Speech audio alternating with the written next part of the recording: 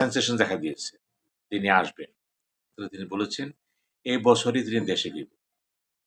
সুপ্রিয় দর্শক, প্রতি মুহূর্তেই প্রতিনিয়তই নতুন নতুন ঘটনা ঘটছে এবং এই ঘটনাগুলো এত দ্রুত ঘটছে যে কোনো সময় কোনো কনক্লুশন নেওয়া যাচ্ছে না। কি হবে, কি হতে পারে?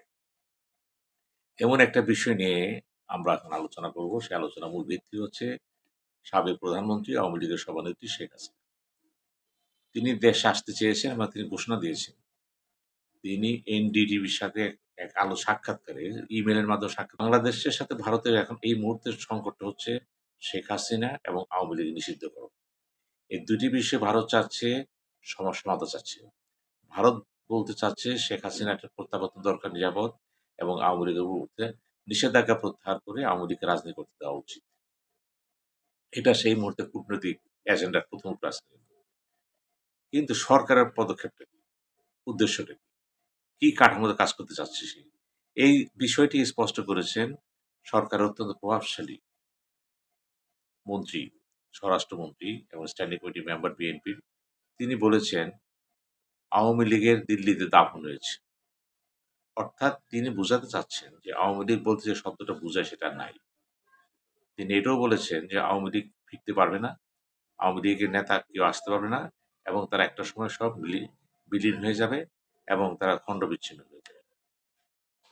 তিনি এও বলেছেন আন্তর্জাতিক অপরাধ ট্রাইব্যুনালের যে বিচার চলছে সেই বিচারের রায় আসতে হবে। সেই বিচারের রায় আসবে এবং সেই বিচারের ক্ষেত্রে দেখা যাক আওয়ামী লীগকে নিষিদ্ধ করা হয়েছে কর্মকাণ্ড।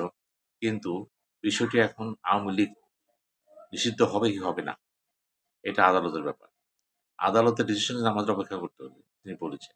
কিন্তু প্রোগ্রামটি তিনি স্পষ্ট করে দিয়েছেন, এই মুহূর্তে আওয়ামী লীগকে নিয়ে কোনো আলোচনা না, শেখ হাসিনা নিয়ে কোনো আলোচনা।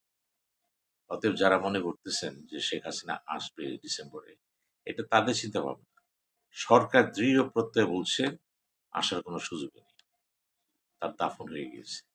এখন এই অবস্থার মাঝামাঝি যদি বলেন যে তিনি আসবেন, হ্যাঁ, তিনি এসেছিলেন।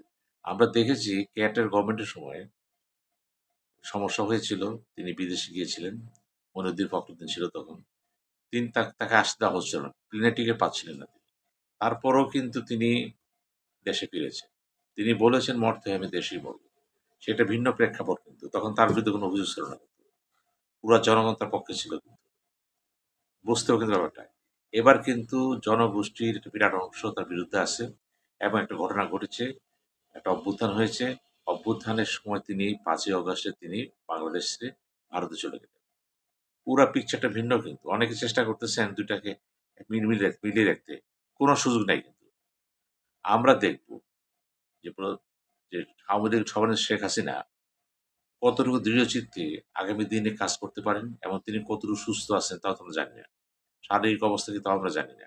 তাকে কিন্তু প্রকাশ্যে দেখা যাচ্ছে না সেভাবে। কথাবার্তা বলা হচ্ছে। তো বিভিন্ন কারণেই হয়তো সালাউদ্দিন আহমেদ বলেছেন যে আওয়ামী লীগের দিল্লিতে দাফন হয়েছে। তার কাছে কি তথ্য আছে আমরা জানি না। তিনি স্বরাষ্ট্রমন্ত্রী এবং তাকেও তো বলা হচ্ছে শিলং সালাউদ্দিন বলা হয়তো। কেন বলা হয়?